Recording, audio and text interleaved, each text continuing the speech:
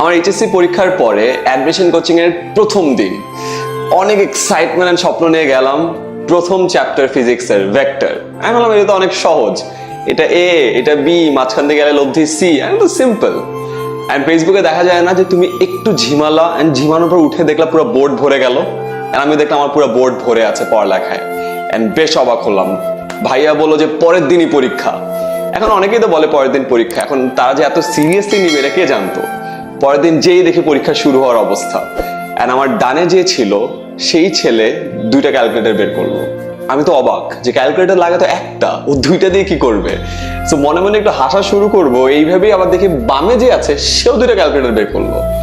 And আমি খুব অবাক হয়ে দেখলাম ওদের ক্যালকুলেটরের উপরে লেখা 991 ES। হ্যাঁ, আমি আমার ব্যাগ খুলে দেখলাম আমার কাছে তো দুইটা নাই, ক্যালকুলেটর আছে মাত্র একটা, এবং সেটার উপরে লেখা 100 MS। এখন ওই যে একটা অবস্থা হয় না, তোমাদের দুই ফ্রেন্ড দুজনই সেলফি তুলতে চাও, একজনের হাতে হলো iPhone 7s এবং তোমার হাতে হলো Nokia 1100। আমারও মোমেন্টটা ছিল ওরকম যে আমাদের দুই পাশে দুজন আইফোন ইউজ করছে, আমি Nokia 1100 নিয়ে কি করব এই চিন্তা করছি। অ্যান্ড যথারীতি পরীক্ষাটাও বেশ খারাপ হলো। 100-র পরীক্ষাতে 20 পার করতেই খুব একটা খারাপ অবস্থা হয়ে গেল, অ্যান্ড 20 পার করতে পারলাম না। এবং দেখলাম পরীক্ষা দেওয়ার সাথে সাথে আমার নাম্বার আমার বাসায় SMS করে দেওয়া হয়। মহা মুসিবত। বাট এখানে একটা শান্তির নিঃশ্বাস ফেলতে পেরেছিলাম, বিকজ আমার বাসায় যেই নাম্বার SMS করা হয় সেই নাম্বারটা আমার মায়ের, এবং আমার মা SMS চেক করে না। সো ওই যাত্রায় বেঁচে গেলাম। সো প্রতি পরীক্ষায় আমি 100-তে 20-এর কম পাই, বাসায় SMS পাঠানো হয়, আমার মা চেক করে না। সেরকম পার হতে থাকলো। একদিন আমার বাবা আমার মায়ের মোবাইল চেক করলো, আরে এতগুলো SMS কার, এবং সে চেক করে দেখে যে এটা তো আয়মানের। আমার বাবা আমাকে ডাকলো যে সুপুত্র কই তুমি, এবং আমি সুপুত্র গেলাম আমার বাবার কাছে। আর আমার বাবা আমাকে বললো যে বাবা এগুলো কি, তোমার মার্কসের ব্যাপারে এখানে লেখা আছে মনে হয়।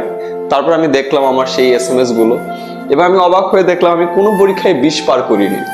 এবং আমার বাবা বললো এগুলা কি অবস্থা, এত কম মার্ক কেন, 11, 13, 14, 17, 15 এগুলো মানে কি। এবার আমি খুব তাড়াতাড়ি বাবাকে বললাম বাবা ওই তো 20-এর মধ্যে। সো ওই যাত্রায় বেঁচে গেলাম, কারণ ওখানে বলা ছিল না যে মার্কটা পেয়েছি এটা কতর মধ্যে পেয়েছি। সো যা কথা তাই কাজ, ওই যাত্রায় বেঁচে যাওয়ার পরে আমি আবার পরীক্ষা দিচ্ছি, 20 তো পার করতে পারি না। একদিন এক মহা ঝামেলায় পড়লাম। আমি আমার এক ফ্রেন্ডের সাথে কোচিং এ যেতাম। সো একদিন আমার গাড়ি আসতে একটু লেট হয়ে গেল, সো সে আমার বাসায় আসলো, এবং আমার বাবার সাথে আমার ফ্রেন্ডের দেখা।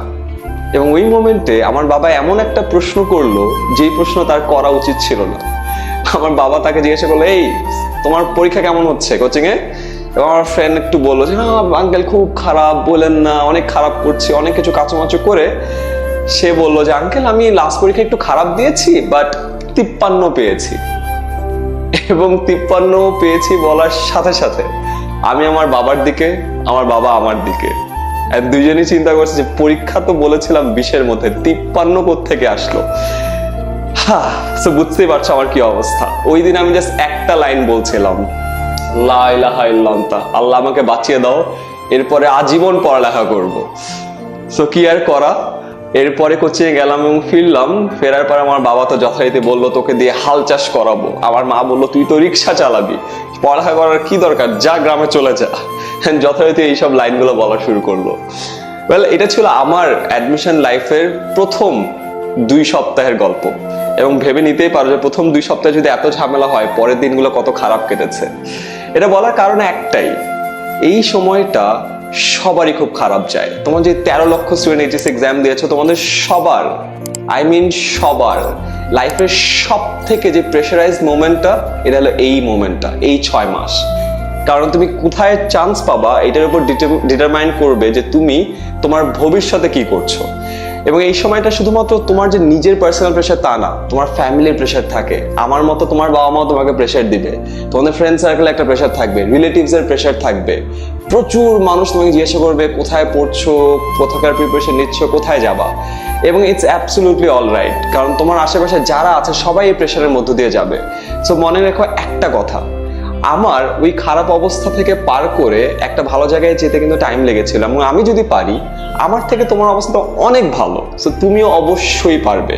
সো এই সময়টাতে দুমড়ে মুষড়ে পড়ো না। অনেক সময় অনেক হতাশ লাগবে, অনেক ফ্রাস্ট্রেটেড ফিল করবা, মনে হবে যে আরে ছেড়ে দিই, আমাকে দিয়ে হবে না। রিমেম্বার, তোমার যখন মনে হবে যে তোমাকে দিয়ে হবে না, আমার গল্পের কথা মনে করবা, কারণ আমি যদি 120-এরও কম পেয়ে যদি একটা ভালো জায়গায় চান্স পেতে পারি, তুমি অবশ্যই পারবা।